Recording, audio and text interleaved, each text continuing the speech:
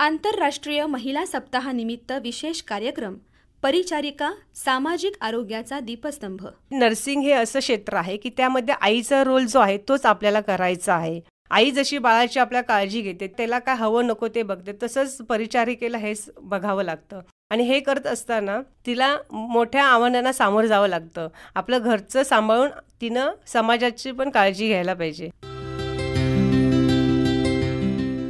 स्वतः ती खूप अशी शांत असणारी हवी, म्हणजे समंजसपणा आणि तिच्यात स्थिरपणा असला पाहिजे। आणि मुळात आधी तिला तिचा कॉन्फिडन्स आणि विश्वास असणं गरजेचं आहे की ती हे करू शकते। आणि हा विश्वास आपल्याला आपल्या घरातून मुळात मिळाला ना तर खूप ह्याच्यात आपल्याला खूप प्रगती होत जाते। एक अविवाहित परिचारिका आणि विवाहित परिचारिका। तर विवाहित परिचारिकांच्या मुलांचा प्रश्न जो मी तुम्हाला मागाशी म्हटलं की पाळणाघरं, तर ते पाळणाघरं प्रत्येक हॉस्पिटलमध्ये असणं गरजेचं आहे। त्यांनी फॅसिलिटीज देणंच वेलफेअरमध्ये तर असणंच गरजेचं आहे। परिचारिका सामाजिक आरोग्याचा दीपस्तंभ विशेष कार्यक्रम सोमवार दिनांक 1 मार्च रोजी दुपारी 12:30 वाजता महाराष्ट्रातील सर्व प्रायमरी चॅनल केंद्रांवरून तसंच न्यूज ऑन AIR या ॲपच्या माध्यमातून जगात सर्वत्र।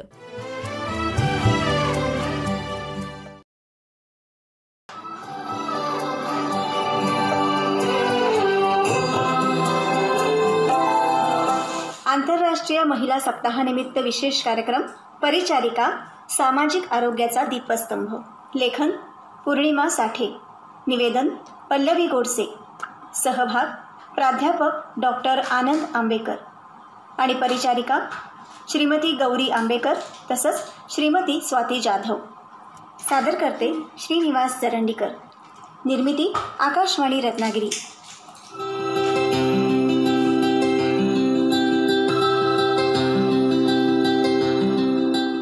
परिचारिका एखाद्या व्यक्तीच्या वेदना जाणून घेऊन त्याची वेदनेपासून मुक्तता करणारी, त्याला इतर सांसर्गिक आजारापासून दूर ठेवणारी, तसंच हसतमुखाने आपल्याकडून होईल ती मदत करणारी आणि त्याच्यापुढे आपला आदर्श ठेवून जी व्यक्ती वागते तिला परिचारिका असं म्हणतात। आजची परिचारिका ही पूर्वीप्रमाणे फक्त सांगकाम्या राहिलेली नसून ती आरोग्याची रक्षक, शिक्षक, मार्गदर्शक आणि आशेची खूण आहे, हे कोरोना काळात विशेषत्वाने दिसून आलं।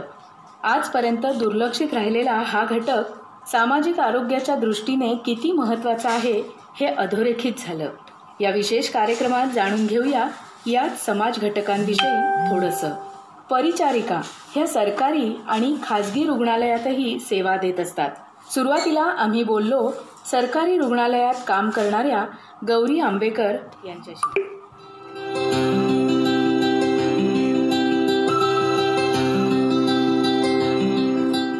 नर्सिंगमध्ये जे कालानुरूप बदल झाले तर त्याबद्दल तुम्ही काय सांगाल? आम्ही ज्यावेळी स्टुडंट म्हणून ज्यावेळी नर्सिंगमध्ये गेलो त्यावेळी आणि आत्ता आम्ही काम करतोय त्यामध्ये भरपूर फरक आहे। आम्ही ज्यावेळी स्टुडंट होतो त्यावेळी इंजेक्शन्स देण्यासाठी डिस्पोजेबल अवेलेबल नव्हतं। जे सगळं इक्विपमेंट आहे ते आत्ता सगळं डिस्पोजेबलमध्ये आहे, हा मोठा फरक आहे। दुसरं, या क्षेत्रामध्ये त्यावेळी परित्यक्त्या, विधवा अशा महिला येत होत्या, आता असं नाही आहे। आता ह्या कौटुंबिक सगळी जबाबदारी सांभाळून स्त्रिया या व्यवसायामध्ये पदार्पण करीत आहेत।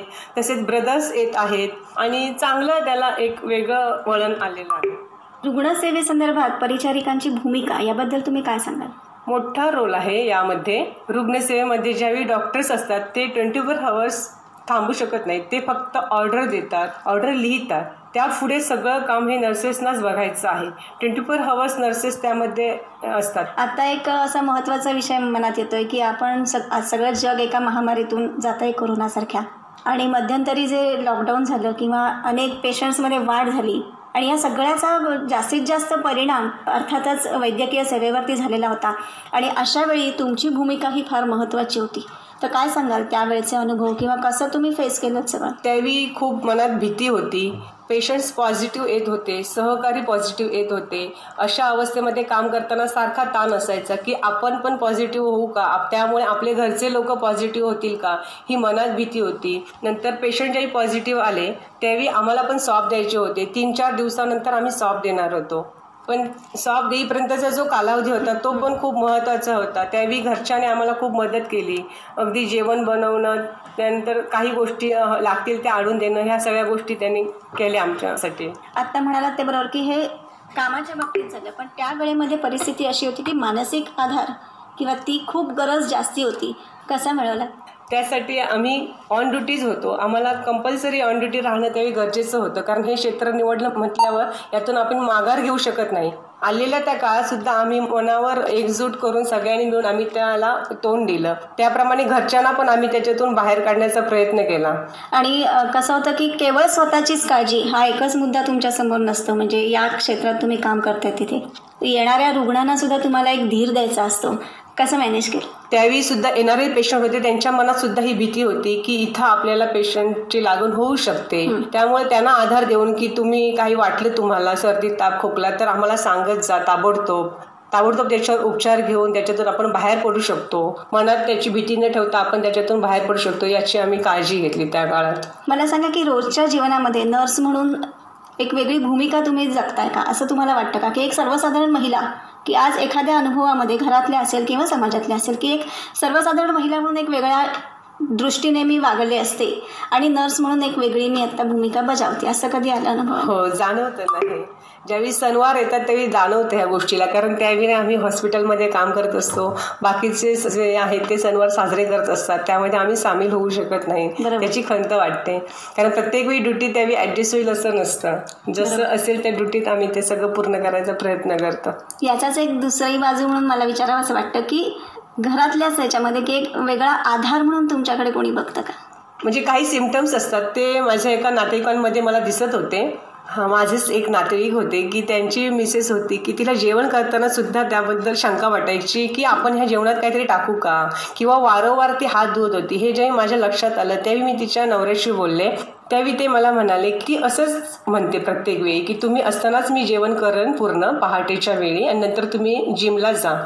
त्यानंतर मला असं वाटलं की ही गोष्ट नॉर्मल नाही आहे, म्हणून मी माझ्या डॉक्टरांशी याविषयी बोलले. त्यानंतर त्यांनी आपल्या डॉक्टर मित्रांचा कॉन्टॅक्ट नंबर दिला. त्यांनी नंतर तिथे ट्रीटमेंट घेतली आणि त्या ट्रीटमेंटने त्यांना खूप फरक पडला. त्यानंतर तिनं सेकंड चान्स घेतला. तिला चांगलं, तिचं पूर्ण कौटुंबिक स्थिती आता चांगली आहे. नर्सिंग या क्षेत्रामध्ये नेमकी कोणती जबाबदारी घ्यावी लागते? म्हणजे नर्सिंग हे असं क्षेत्र आहे की त्यामध्ये आईचा रोल जो आहे तोच आपल्याला करायचा आहे. आई जशी बाळाची आपल्या काळजी घेते, त्याला काय हवं नको ते बघते, तसंच परिचारिकेला हेच बघावं लागतं. आणि हे करत असताना तिला मोठ्या आव्हानांना सामोरं जावं लागतं. आपलं घरचं सांभाळून तिनं समाजाची पण काळजी घ्यायला पाहिजे. नर्सिंग ही एक करिअरची संधी आहे असं तुम्हाला वाटतं का? हां, यामध्ये बदल होत चाललेला आहे. पहिल्यांदा नर्सिंगला जाताना विधवा परित्यक्त्या स्त्रिया यामध्ये ॲडमिशन घेत होत्या. उदरनिर्वाहाचं साधन म्हणून त्याच्याकडे बघितलं जात होतं. परंतु आता अगदी एज्युकेटेड BSc झालेली पण मुलं आता नर्सिंग क्षेत्राकडे वळत आहे. करिअर म्हणून बघायला आता हे हरकत नाही. आणि ब्रदर पण या क्षेत्राकडे वळायला लागलेले आहेत. हे एक मोठा बदल आहे. नर्सिंग केल्यानंतर आपण स्पेशलायझेशन करू शकतो. म्हणजे BSc नर्सिंग आहे, PHN आहे, पेडियाट्रिक नर्सिंग आहे, PHN आहे. त्याशिवाय आपण ब्युरोमध्ये नर्सिंग सेवा देऊ शकतो. 24 hours 8-8 तासाच्या 12-12 तासाच्या ड्युट्या करून आपण नर्सिंग सर्व्हिसेस देऊ शकतो. ओल्ड एज होममध्ये आपण सर्व्हिसेस देऊ शकतो. जसं आपण लहान मुलांना पाळणाघरामध्ये ठेवतो त्याप्रमाणे आपण ओल्ड एज म्हणजे आपले दोन्ही सर्व्हिसेस करणारे जी कुटुंब आहेत त्यांना वयोवृद्ध पालकांकडे बघताना खूप प्रॉब्लेम्स येतात. त्यांच्यासाठी आपण सर्व्हिसेस देऊ शकतो ओल्ड एजच्या माध्यमातून. आणि आजकाल तर आपण बघतो की अनेक ठिकाणी किंवा मुलं मुली सून वगैरे ही परदेशात असतात किंवा बाहेर कुठेतरी नोकरीच्या ठिकाणी गेलेली असतात आणि घरात वृद्ध माणसं असतात आणि त्यांची काळजी घेणारं कोणी नसतं. बरोबर, हक्काचं माणूस म्हणून आपण त्या ठिकाणी काम करू शकतो. कौटुंबिक पातळीवर या ज्ञानाचा नेमका कसा उपयोग झाला तुम्हाला? अगोदर कसं नर्सिंग फील्डची काही माहिती नव्हतं, मेडिकल फील्डची काही माहिती नव्हतं. पण ज्यावेळी मेडिकल फील्डशी संबंधित असल्यामुळं काही घरात जर प्रॉब्लेम्स आला तर आधी तो माझ्या लक्षात येतो. म्हणजे इव्हन घरात कुणाला अगदी ताप असेल, इव्हन काही त्रास होत असेल तर ते कुणाला जास्त कळायच्या आधी मला कळतं की त्या बेबीला ताप आहे. त्यानंतर ट्रीटमेंट लवकर दिली जाते आणि त्याच्यावर उपचार पण लवकर झाल्यामुळे लवकर बरं होता येतं असं मला. या क्षेत्रात काम करताना तुमच्यासमोर नेमक्या कोणकोणत्या अडचणी आल्या महत्त्वाचं म्हणजे या क्षेत्रामध्ये बदली असल्यामुळं ना आम्हाला भरपूर गोष्टींना सामोरं जावं लागतं. कौटुंबिक स्थिती खूप ढासळते बदलीच्या वेळी, कारण कौटुंबिक स्थिती म्हटल्यानंतर त्यामध्ये वयोवृद्ध पालक आलेत, नंतर लहान मुलं आलीत की त्यांच्या सांभाळण्याचा प्रश्न निर्माण होतो, त्यांना येणारे प्रॉब्लेम्स, परत शिक्षणाचा मुलांचा प्रश्न येतो. त्यामुळे बदली नसावी असं मला वाटतं ह्या क्षेत्राला.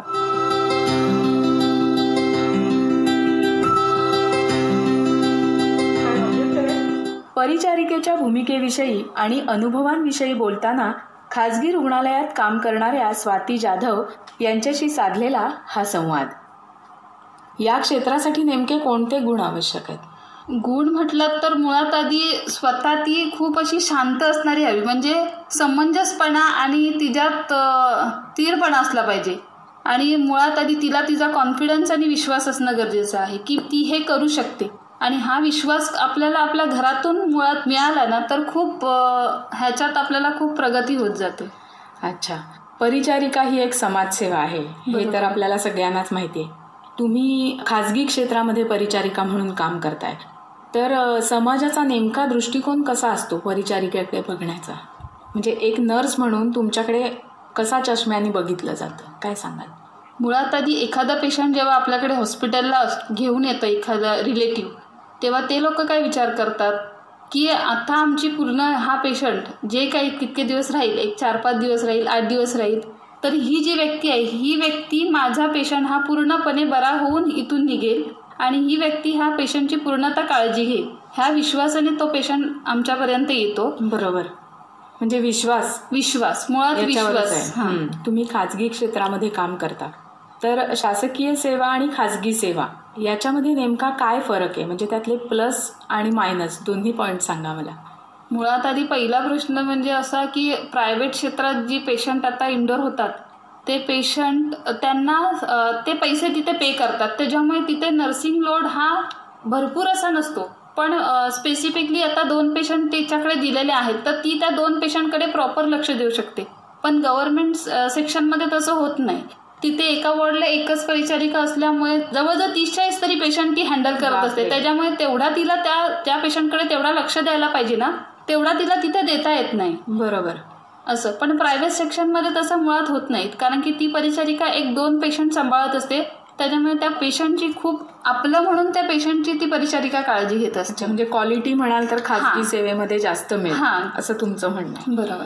आता मला सांगा की सेवा कुठलीही असो, म्हणजे कुठेही असो, खाजगी असो किंवा सरकारी असो, रुग्णांशी आणि त्यांच्या नातेवाईकांशी संवाद हा तर तुम्हाला करावाच लागतो. बरोबर. जेव्हा पेशंट तुमच्याकडे सिरियस आलेला असतो तेव्हा त्यांचे नातेवाईक सुद्धा असे पॅनिक झालेले असतात, तर ते महत्त्वाचं असतं की त्यांना धीर देणं, त्याचबरोबर त्या पेशंटकडे लक्ष देणं.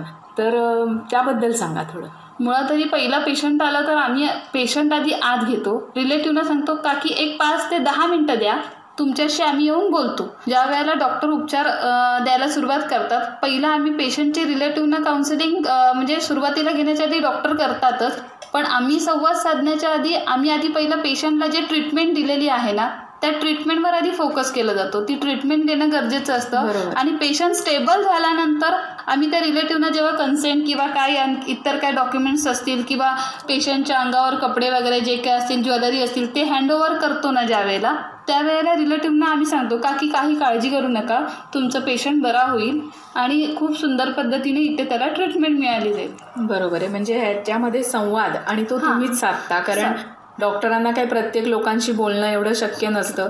आणि दुसरी गोष्ट, जेव्हा एक सामान्य नागरिक म्हणून कुठलाही माणूस दवाखान्यामध्ये जातो तेव्हा तो डॉक्टरांशी बोलतच असतो, पण पहिली जवळची असते ती नर्सच. आपण ताई, दीदी हाक मारून काय झालंय नेमकं, काय होणार आहे पुढे, त्यामुळे तुमचा रोल तिथे खूप मोठा असतो. त्याबद्दल जरा सांगा. रोल मोठा म्हटल्यापेक्षा म्हणजे परिचारिका ही पूर्ण नुसतं ती हॉस्पिटलचा पेशंट न सांभाळता ती त्या रिलेटिव्हना पण सांभाळत असते. कारण की तो पेशंट आलेला माहिती नाही कुठल्या अवस्थेत येतो, तो ॲक्सिडेंट म्हणून आलेला असतो किंवा एखादी बाई डिलेव्हरीच्या कळा घेऊन आलेली असते, तिचे मिस्टर तिथे बाहेर असतात, ते कदाचित असे कन्फ्यूज असतात, बाबा काय होईल, बरी आहे ना, काय त्रास होत नाही आहे ना. वारंवार ते ऑपरेशन थिएटरमध्ये मी सध्या तरी काम करते, बेल वाजली की अगदी रिलेटिव्ह बाहेर असतात की आम्ही सांगतोय त्यांना की तुम्ही खाली जाऊन पेपर करून या, पण तोपर्यंत रिलेटिव्हचे प्रश्न मात्र भरपूर असतात. की पेशंट कसं आहे मॅडम, काय आहे. म्हटलं का तुम्ही दादा थोडं पेपर बनवून आणा, मी तुम्हाला 5 ते 10 मिनिटात तुम्हाला पेशंट कसं आहे ते सांगते. डॉक्टरांशी संपर्क साधून मग डॉक्टर बोलतायत की पेशंटची सिच्युएशन असे आहे आणि मग डॉक्टरांबरोबर आम्ही त्यांच्याशी संवाद साधायला येतो आणि मग त्यांना त्यांच्या पेशंटची पुरेपूर माहिती दिली जाते. बरोबर. आत्ताच तुम्ही म्हणालात की तुम्ही शपथ घेतली होती की चांगलं असो वाईट असो, अशा चांगल्या आणि वाईट गोष्टी आपल्या आयुष्यात घडतच असतात. कधी कधी असं होतं की आपल्या घरी शुभप्रसंग असतो, लग्न असतं, काहीतरी घरात कार्यक्रम असतो आणि अशा वेळेला ड्युटीवर यावं लागतं. किंवा कधी कधी असं होतं उलटं की आपल्या घरात काहीतरी वाईट घडलेलं असतं, आपली मानसिकताच नसते जाण्याची, तरीही ड्युटी म्हणून जावं लागतं. हा जो बॅलन्स आहे हा कसा साधता नेमका? थोडा आधी वाईट अनुभव सांगते मग चांगला सांगते. कारण की वाईट अनुभव असा, जेव्हा माझे सासरे एक्सपायर झाले ना त्यावेळेला मी ऑन ड्युटी होते आणि असं कळलं की बाबांचं असं झालं. पण त्यावेळेला मला येता येणं थोडंसं कठीण झालं कारण की ICUत काम करत होते आणि त्याच्यामुळे दुसरी माझी जी रिलिव्हर स्टाफ आहे ती येईपर्यंत मला तिथेच थांबावं लागलं. फोन आला तरीसुद्धा मला जाता येत नव्हतं. जेव्हा माझी ओव्हर कंप्लीट झाली आणि ओव्हर कंप्लीट झाल्यानंतर माझा पेशंट मी दुसऱ्या स्टाफला हँडओव्हर केल्यानंतर मला तिथून जाता आलं. म्हणजे ह्या कालावधीत कदाचित मी 2 ते 3 तास तरी लेट घरी पोचले. नक्की. तोपर्यंत सासूबाई आणि मिस्टर पण त्यावेळेला बाहेर होते, त्याच्यामुळे तेही घरात नव्हते. सासूबाई आणि आमच्या मावशी एक होत्या आणि लहान मुलगी घरी होती. ती सिच्युएशन त्या तिघींनाच मॅनेज करावी लागली. बरोबर, असं झालं. पण अशाही परिस्थितीत तुम्ही जबाबदारी आधी तुमच्या हातात असलेल्या पेशंटची निभावलीत आणि मग तुमच्या घरच्या प्रसंगाला तोंड दिलं. त्याच मॅडम मी म्हटलं की चांगले आणि वाईट अनुभव घेता घेता तुम्ही हे तुमचं व्रतच आहे हे एक प्रकारचं, तर ते तुम्ही निभावताय. एक स्त्री म्हणून आपलं घर संसार करणं हे तर एका स्त्रीचं स्वप्नच असतं की माझा संसार, माझी मुलं, माझा नवरा. पण आता तुम्ही अशा समाजसेवेमध्ये आहात की तेही तितकंच महत्त्वाचं आहे. तर मग हा जो बॅलन्स आहे हा नेमका तुम्ही कसा साधता? बॅलन्स म्हणजे आता जर घरातला मोरल सपोर्ट असेल तर हा बॅलन्स मुळात आधी साधता येतो, त्याशिवाय हा बॅलन्स साधता येत नाही. त्याच्यामुळे ह्याच्यात जरी आम्ही नर्सिंग प्रोफेशनलमध्ये काम करत असलो तरी पण आमचे मिस्टर जर आमच्या सोबत असतात वारंवार, म्हणजे अगदी ड्युटीवर जायच्या टायमिंगला पण घरात पाहुणे आले, जर मिस्टर घरी असतील तर चहा बनवण्याचं कामही आमच्या मिस्टरांनी आमच्या बरोबर केलंय. असं नाही की चहा आता द्यायचंय बाबा आणि मला त्या टायमिंगला ड्युटीवर जायचंय तर स्वाती तू ह्यांना चहा देऊन जा, अशी भूमिका कधी आली नाही. ह्याच्यात मोठा पाठिंबा म्हणजे माझ्या मिस्टरांचाच मी म्हणेन. त्याशिवाय मी एवढी ही भूमिका साधूच शकली नसती. कोविडमध्ये पण सगळं घर घरी होतं पण तरी सुद्धा आम्ही जात होतो. माझं बाळ लहान होतं, अगदी तुम्हाला सांगेन डिलिव्हरी झाल्यावर मी 3 महिन्याने ड्युटी जॉईन केली आहे. पण बाळ घरात मी ठेवून जायचे, फक्त मध्ये येऊन जायचे बाळाला फिडिंगला वगैरे, आणि 6 महिन्याने मी पुन्हा कंटिन्यू नाईटला पण जायला लागले. बरोबर. आणि ते बाळ घरात ठेवून मला यायला लागायचं. ते बाळ एवढी आठवण काढायचं की ते दोरीवरचं गाऊन पण घेऊन ते मिठी मारून झोपायचं, अशी आभास घेऊन. एवढ्या सिच्युएशनला पण आम्ही काम केलंय.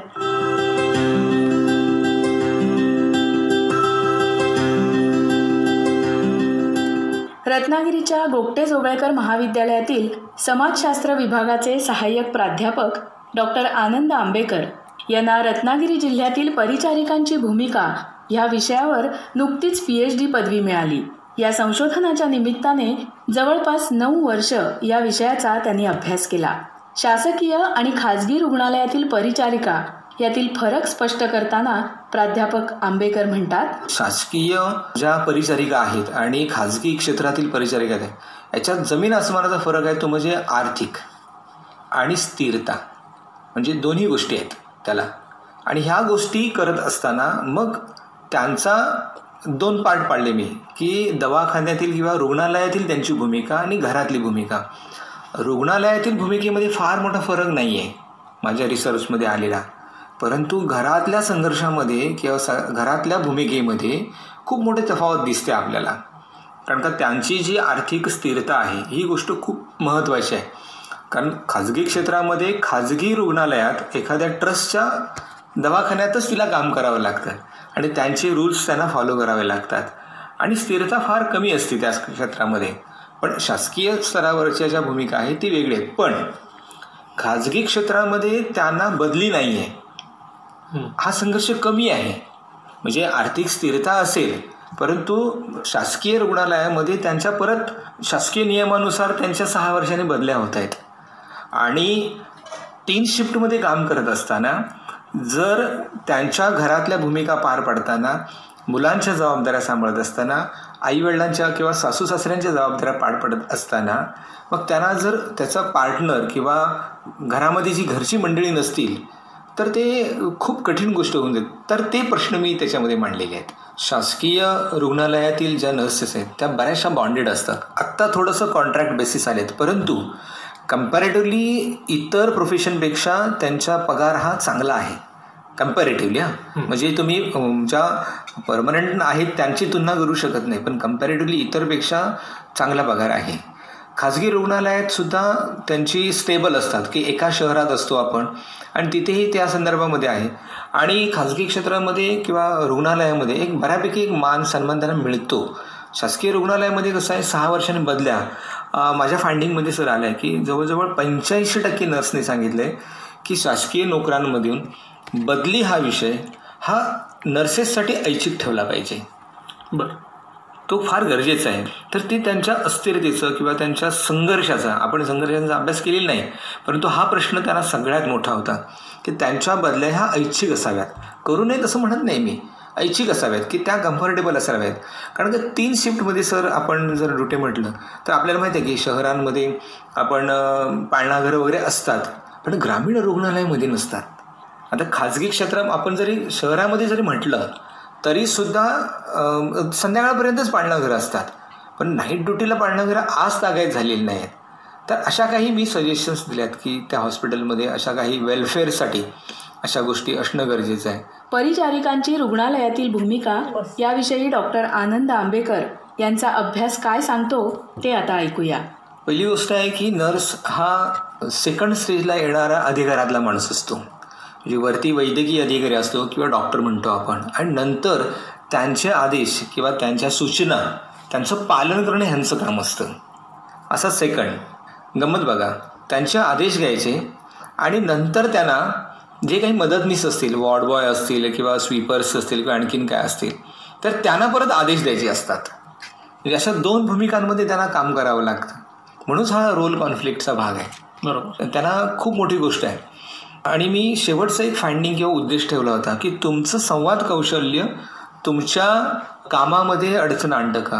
आणि तिथे जवळजवळ 90% लोकांनी सांगितलं आहे की खरं आहे. परंतु हे संवाद वाढणार कधी चांगला, तर घरापासून त्या स्थिर असतील तेव्हा. म्हणून हा सर्वसमावेशक अभ्यास माझा झालेला आहे की प्रायव्हेट नर्सेस असू देत किंवा शासकीय स्तरावरच्या नर्सेस होते, जोपर्यंत तिच्या वैयक्तिक गोष्टी आहेत त्या स्थिर स्वरूपामध्ये होत नाहीत तोपर्यंत ती तिथल्या वातावरणाचं करू शकत नाहीत. ज्या वेळेला प्रिस्क्रिप्शन लिहून देतात डॉक्टरनी काय दिली तर तुम्ही काय करायला पाहिजे.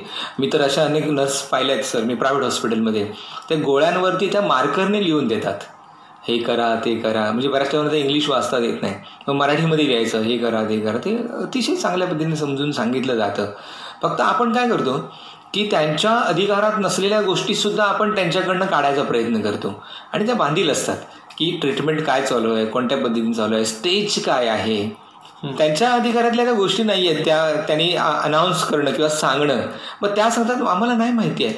मग ते लोक असे हायपर होतात की ह्याला माहिती नाही म्हणजे ह्या काय करतायत. असा एक वादाचाही भाग आहे त्या संदर्भामध्ये. परंतु त्यांची भूमिका ही समजून घेतली पाहिजे. म्हणजे पेशंटचंही चुकीचं नसतं, परंतु आपण ह्या मुलाखतीद्वारे की आपण सगळ्यांनी समजून घेतलं पाहिजे तर ती काय प्रोटोकॉल असतात त्यांचे, कशा पद्धतीने काम केलं जातं. पण त्याचं नॉलेज नाही असा भाग नाही की अगदी अप्रेंटिसशिपला अगदी नवखे आलेले जे MBBSचे स्टुडंट असतात त्यांना तर ते अगदी व्यवस्थित समजून सांगतात. म्हणजे त्याच बॉस असतात तिथे त्यावेळेला.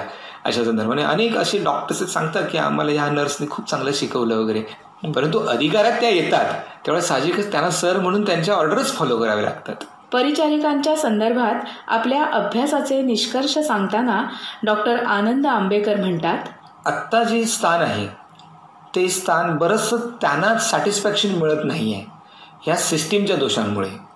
जवळजवळ 15 ते 16 वर्षापूर्वी ज्या शिफ्ट ड्युट्या होत्या म्हणजे सिव्हिल हॉस्पिटलचं किंवा मी सांगतो तर त्यांना 8 दिवसाची ही नाईट असायची. 8 दिवस नाईट, 8 दिवस नंतर मग मॉर्निंग किंवा इव्हनिंग असा पार्ट असायचा. त्या आता 2 दिवसांवरती आल्या.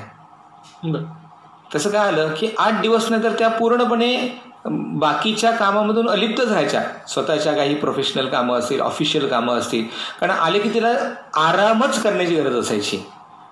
कारण का ती ड्युटी आहे ना सर, जवळजवळ 12 ते 14 तासाची होते. मग म्हणून तो बदलीचा विषय मी आवर्जून म्हटलं. मग अशा वेळेला ती परत घरातली कामं असणारच, ती करून मग तिला विश्रांती करावी लागायची. तर तो विषय खूप महत्त्वाचा होता की त्यांच्या कामामध्ये रिलॅक्स होण्याची फार आवश्यकता येते. कामाच्या ठिकाणी सर महत्त्वाचं, जसं पोलीस विभागामध्ये रिझर्व्ह पोलीस असतात की बाबा एखादा पोलीस आला नाही किंवा इमर्जन्सी झाली, आला नाही पेक्षा आपण इमर्जन्सी झाली तर ते पोलीस ते जातात. नर्सेससाठी अशी इमर्जन्सीसाठी कोटा नसतो की बाबा एक 4 वॉर्ड आहे, ते 4 वॉर्डमध्ये 4 नर्सेस आले, विषय संपला. पण एक नर्स अशी मेट्रन ऑफिसमध्ये किंवा असं काही तातडीने ठेवणं गरजेचं आहे, ती ठेवली जात नाही. ती प्रायव्हेटमध्ये पण ठेवली जात नाही आणि इकडेही ठेवली जात नाही. बऱ्याच वेळेला अपघात विभागामध्ये ह्या गोष्टीची खूप तारांबळ होते. मला माहिती आहे की सिव्हिल हॉस्पिटलला बऱ्याच वेळेला दुसऱ्या वॉर्डमधून मदतीला येणारे लोक असतात. चला या खूपच मोठा ॲक्सिडेंट झालं की आणखीन काय झालं, तर ती व्यवस्था होणं गरजेचं आहे की रिझर्व्ह परिचारिका, म्हणजे ती ड्युटी पण अशीच की 2 म्हणजे ज्या हॉस्पिटलची जेवढी स्ट्रेंथ आहे त्याच्या कम्पॅरिझन करून तेवढ्या नर्सेस रिझर्व्ह ठेवणं गरजेचं आहे. बरोबर, की जेणेकरून रिलॅक्स राहू शकतात त्या, की नाही लोड आला तरी आपल्याला मदतीला येणारे आहे. दुसरी महत्त्वाची गोष्ट, ज्या मी अभ्यास करताना एक प्रश्न, एक अविवाहित परिचारिका आणि विवाहित परिचारिका, तर विवाहित परिचारिकांच्या मुलांचा प्रश्न जो मी तुम्हाला मगाशी म्हटलं की पाळणाघरं, तर ते पाळणाघरं प्रत्येक हॉस्पिटलमध्ये असणं गरजेचं आहे. त्यांनी फॅसिलिटीज देणंच वेलफेअरमध्ये तर असणंच गरजेचं आहे. छोटंसं पाळणाघर असणं गरजेचं की जेणेकरून ते आपलं बाळ एकदम तान्हं बाळ असेल, कारण 6 महिन्याच्या नंतर जर हजरच व्हावं लागतं सर. हो, मग अशा वेळेला जर ते तान्हं बाळ इथं असेल तर ती फिडिंग करू शकते, जाऊन येऊ शकते, बघू शकते. या संदर्भामध्ये तिथे काही व्यवस्था असणं गरजेचं आहे. परिचारिका वर्गाकडे समाजाचा पाहण्याचा दृष्टिकोन कसा आहे याविषयी डॉक्टर आनंद आंबेकर म्हणाले, सोशल रिस्पेक्ट तो एक पार्ट असतो आणि दुसरा आहे की पर्सनल रिस्पेक्ट, म्हणजे इंडिव्हिज्युअल लेवलला आदर असं आपण म्हणतो. तर हा सोशल मिळत नाही त्यांना, ती त्यांच्यात खंत आहे त्यांची. आत्ता ह्या कोविडच्या काळामध्ये आपण त्यांना कोविड योद्धा आणि सर्टिफिकेट्स वगैरे आपण अशा काही गोष्टी द्यायला लागलो आहे. परंतु बघा तुम्ही, जे मला एक नर्स म्हणाली मुलाखत घेताना, काय काय कॅरेक्टर्स खूप चांगल्या लक्षात राहिले मला, जरी 7-8 वर्ष म्हणजे मुलाखतीला जरी झाल्या असलं तरीसुद्धा. तर ते म्हणाले, आमच्या सोसायटीमध्ये जेव्हा पूजा असते किंवा फंक्शन असतं तर मग आमचे वेगवेगळे गुणगौरव पुरस्कार असतात, तर स्टेजवरती एखादी प्राथमिक शिक्षिका तिथे ठेवतात आणि तिला बोलवतात, तिच्या हस्ते देतात. पण आम्हाला नर्सला कधी कोण बोलवत नाही. पण रात्री 2 वाजता एखाद्या सोसायटीमध्ये कोणाला बरं नसेल तर साहजिकच आमचीच आठवण येते. मग हा सोशल रिस्पेक्ट मिळवताना आम्ही जातो कुठे, हा एक त्याच्यातला एक भाग होता त्याच्या संदर्भामध्ये त्यांच्या गोष्टीचा. कारण सॅटिस्फॅक्शन सर तर पाहिजेच, आपल्या कामाला कोणी आवर्जून रिस्पेक्ट देणारा पाहिजे. समाजाकडून बरे वाईट अनुभव सगळ्यांनाच येत असतात, मग परिचारिका तरी त्याला अपवाद कशी असणार. रुग्णालयात डॉक्टर आणि सहकारी कर्मचारी, रुग्ण आणि त्यांचे नातेवाईक, घरात कुटुंबातील मंडळी, तसंच नातेवाईक आणि इतर समाज, ही सगळी तारेवरची कसरत परिचारिकेला सांभाळावीच लागते. रुग्णसेवा, रुग्णालयातील प्रशासकीय व्यवस्थापन, कुटुंबाचं पालनपोषण आणि समाजाला आरोग्यविषयक मार्गदर्शन, अशा सर्वच आघाड्या सांभाळणारी ही स्त्री शक्ती, स्वतःबरोबरच समाजाचं आरोग्य सांभाळणारी आणि अशा अर्थाने सामाजिक आरोग्याचा दीपस्तंभ, फ्लोरेन्स नायटिंगेलचा वारसा समर्थपणे जपणारी आणि समृद्ध करणारी अशी ही परिचारिका.